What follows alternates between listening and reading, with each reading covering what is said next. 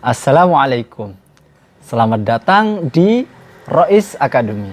Anda bisa belajar berbagai hal di sini.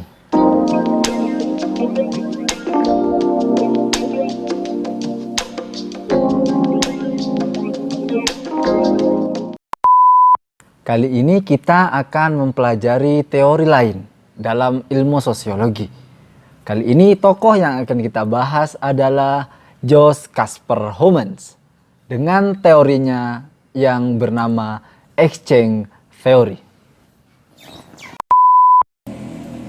Menurut Ritze, Homans berpendapat bahwa kehidupan ini tak ubahnya adalah kehidupan yang bersifat transaksional.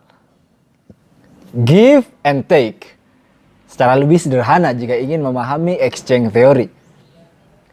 Hubungan atau sebuah interaksi antara satu individu dan individu yang lain tetap akan terjalin, tetap akan bertahan jika ada give and take. Jika saya memberi dan saya juga menerima. Jadi dari teori ini menyatakan bahwa setiap orang cenderung melakukan interaksi karena ia memperoleh keuntungan dari interaksi tersebut. Secara lebih detail, Homans kemudian mencetuskan sebuah rumus dalam exchange theory. Apa rumusnya? Perceived profit sama dengan reward means cost. Atau PP sama dengan R minus cost. Sehingga orang cenderung bertahan dengan sebuah interaksi jika dia memperoleh profit. Jika ia memperoleh keuntungan. Berupa apa? Berupa reward, berupa hadiah. Dan keuntungan dari hadiah tersebut ia peroleh apabila biaya yang ia keluarkan itu tidak sebanyak reward yang ia peroleh. Malangnya, sebagian besar dari kita menganggap bahwa keuntungan hanya terbatas uang. Jadi orang berinteraksi hanya jika mendapatkan uang. Kalau saya tidak mendapatkan uang, maka saya cenderung tidak berinteraksi. Padahal tidak demikian menurut Homans. Reward dalam perspektifnya Homans itu terdiri dari 4 hal. Yang pertama, reward dapat berupa cash atau uang tunai. Atau reward juga bisa berupa goods atau barang.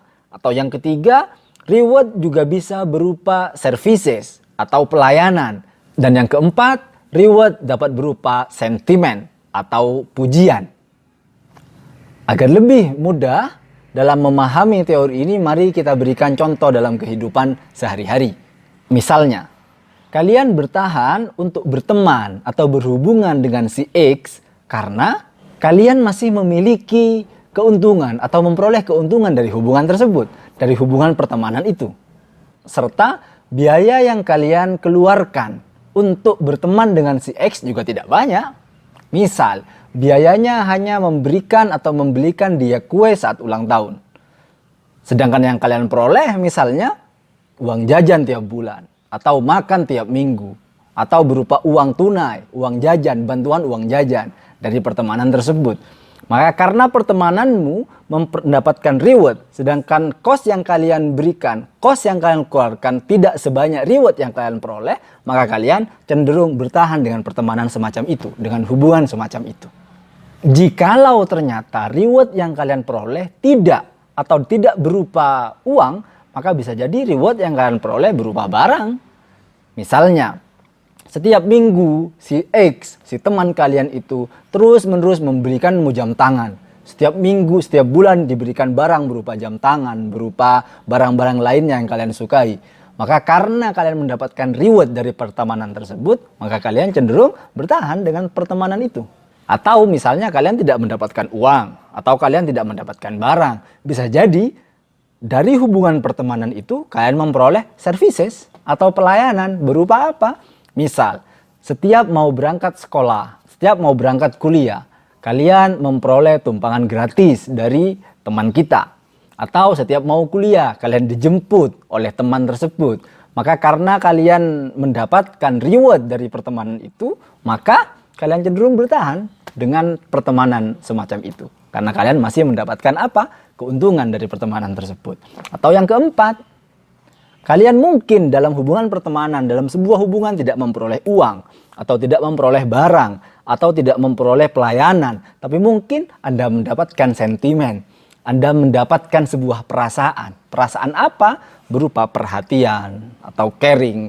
Setiap mau makan misalnya, temanmu mengingatkan. Atau setiap kamu sakit, ada teman yang mau membelikan obat untukmu.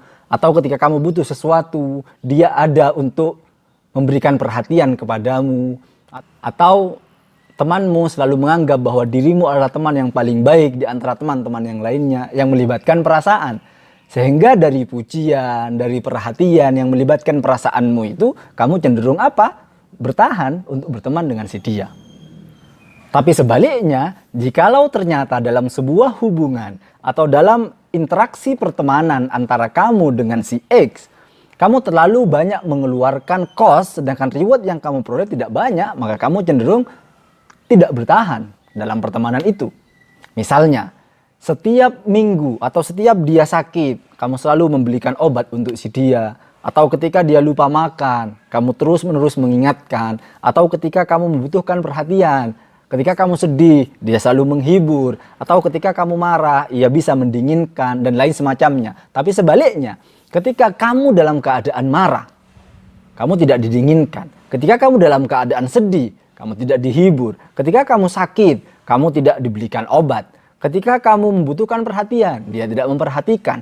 Maka jika cost yang kalian keluarkan, dari kemarin kalian sudah memberikan perhatian terus, giving, terus memberi, tapi kamu tidak taking, kamu tidak memperoleh hal yang sama dari temanmu, dari si X, maka hubunganmu akan cenderung tidak bisa bertahan. Maka itulah pendapat seorang humans yang menyatakan bahwa setiap orang berinteraksi karena apa? Karena ia memperoleh keuntungan dari interaksi tersebut. Seolah-olah interaksi kita adalah interaksi yang bersifat transaksional. Bukankah demikian?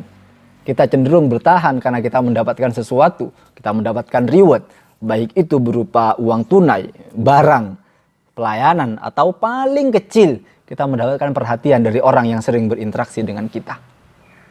Lebih lanjut, kemudian Homans merumuskan 4 proposisi dalam pemberian reward. Ini menjadi sebuah panduan yang sangat keren dalam apa? Dalam kita memiliki hubungan pertemanan atau hubungan apapun dalam kehidupan sehari-hari kita. 4 proposisi yang dimaksud Homans dalam memberikan reward, yakni yang pertama, proposisi sukses. Yang kedua, proposisi stimulus. Yang ketiga, proposisi value. Proposisi keempat adalah deprivation atau satiation. Yang pertama, proposisi sukses. Proposisi ini menjelaskan bahwa seseorang akan cenderung melakukan tindakan yang sama jika ia sering memperoleh hadiah atau balasan atas tindakan tersebut. Contoh, misal, hari ini saya meminta adik saya untuk belajar. Setelah ia belajar, saya langsung beri coklat. Terus menerus begitu. Setiap saya meminta belajar, dia beri coklat. Maka di masa depan, setiap saya meminta dia belajar, maka dia akan cenderung mau untuk belajar. Kenapa? Karena setiap dia belajar, selalu saya beri coklat. Ini yang dimaksud proposisi sukses. Di mana orang akan cenderung melakukan tindakan yang sama di masa depan jika setiap ia melakukan tindakan sering memperoleh balasan atau hadiah. Tapi hati-hati, kata Homans. Orang cenderung melakukan tindakan yang sama di masa depan jika ada short interval antara tindakan dengan rewardnya. Tapi sebaliknya, jika terdapat long interval antara tindakan dengan pemberian reward, maka orang cenderung tidak melakukan tindakan. Apa contohnya? Tetap contoh yang tadi. Contoh yang saya meminta adik saya untuk belajar. Misalnya yang short interval. Misalnya setelah adik saya belajar, saya langsung beri coklat. Antara belajar dengan pemberian coklat, waktunya adalah pendek, tidak lama. Hari ini saya minta belajar. Setelah ia belajar, saya langsung beri coklat. Jika intervalnya pendek, maka di masa depan, adik saya akan condong untuk melakukan tindakan itu lagi, dan lagi. Tapi sebaliknya, kalau ternyata long interval, jarak pemberian hadiah dengan meminta belajar itu tadi lama, misalnya, Saya meminta adik saya hari ini belajar, tapi hadiahnya baru dikasih semester depan atau malah tahun depan. Maka ketika di masa depan adik saya minta untuk belajar. Sedangkan kemarin ketika saya minta belajar hadiahnya lama, baru tahun depannya dikasih, maka cenderung adik saya tidak akan mau bertindak sesuai dengan tindakan yang sebelumnya. Selain long interval, pemberian hadiah yang terus-menerus juga membuat orang tidak melakukan tindakan. Karena kalau terus-menerus diberikan hadiah yang sama, maka si anak atau seseorang yang kita berikan hadiah akan cenderung mengalami boredom atau kebosanan. Misal hari ini saya minta adik saya belajar, kemudian saya beri coklat. Besok belajar lagi, saya beri coklat lagi. Besoknya lagi belajar, saya beri coklat lagi. Kalau terus-menerus begitu, maka adik saya akan mengalami yang disebut dengan boredom atau kebosanan. Maka gimana agar tidak mengalami kebosanan?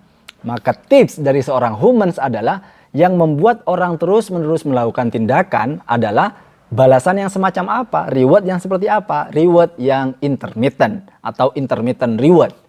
Apa yang dimaksud dengan intermittent reward? Intermittent reward adalah hadiah yang sifatnya tidak bisa disangka-sangka, tidak bisa diduga-duga. Saya minta dia belajar hari ini. Hari ini saya beli coklat. Short interval harus. Intervalnya tetap harus pendek antara tindakan dengan pemberian reward. Besoknya saya minta belajar. Kemudian saya beri yang lain selain coklat. Intermittent reward adalah pemberian hadiah yang tidak bisa ditebak. Setiap saya meminta tolong A, saya kasih coklat.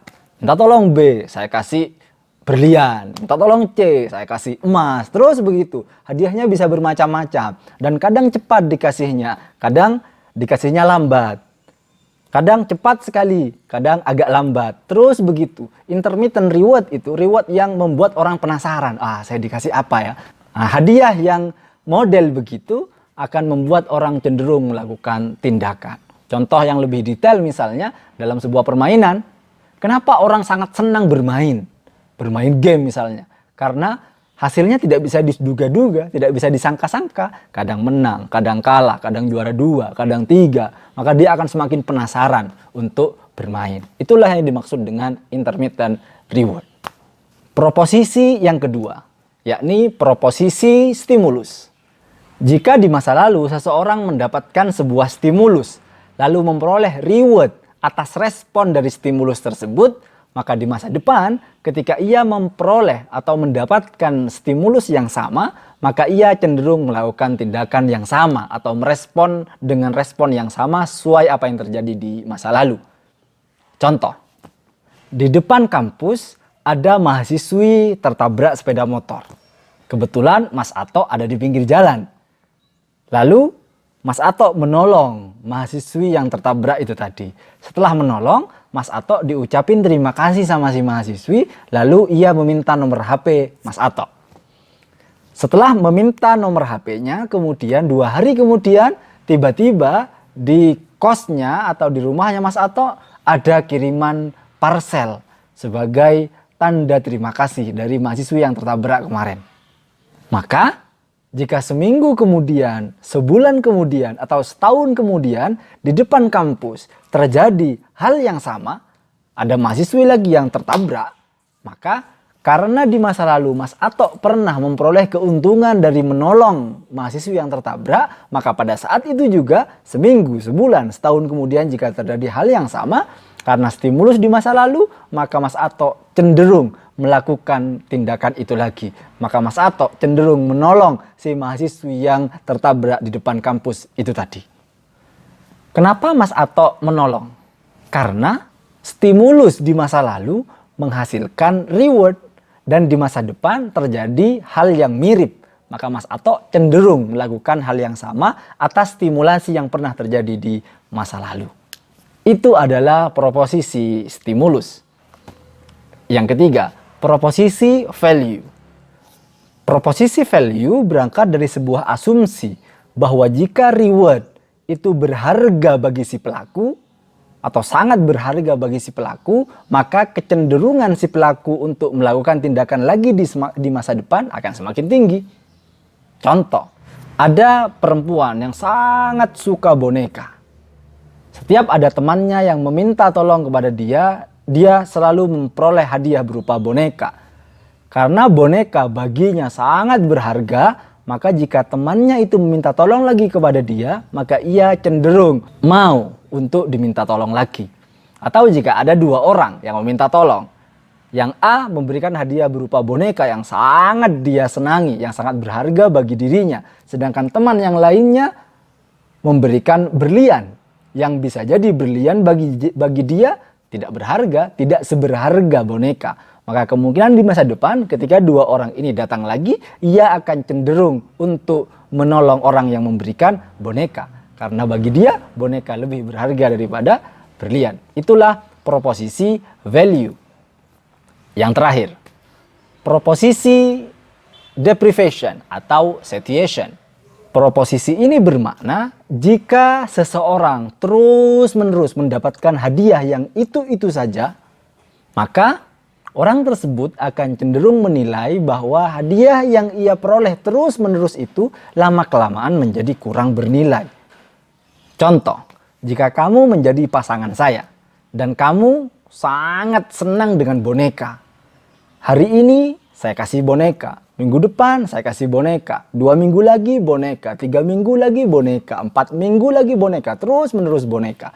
Walaupun bagimu boneka itu sangat berharga, tapi jika terus-menerus diberikan boneka, maka lama-kelamaan boneka akan menjadi tidak lagi berharga bagimu.